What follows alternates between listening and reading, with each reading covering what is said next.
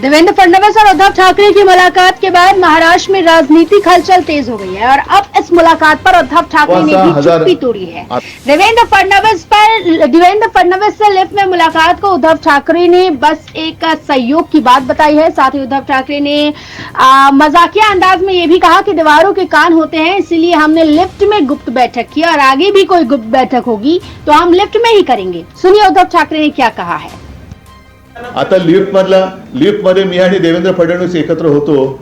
अनेकांना असं वाटलं असेल ते गाणं आहे ना, नाना करते प्यार, म्हणजे त्यांचा पाटोळ्यांशी काही संबंध नाही। नाना करते प्यार म्हणून तुम्ही से कर बैठे असं काही नाहीये। ती एक योगायोगाने झालेली अनौपचारिक भेट होती आणि म्हटलं तर असं म्हणा, मगाशी कुठे दिनेश मग बोलले की भिंतीला कान असतात आणि लिफ्टच्या भिंतीला कान नसतात। त्याच्यामुळे तुम्ही चांगली सजेशन केली की यापुढे आमच्या गुप्त बैठका आम्ही लिफ्टमध्येच करू।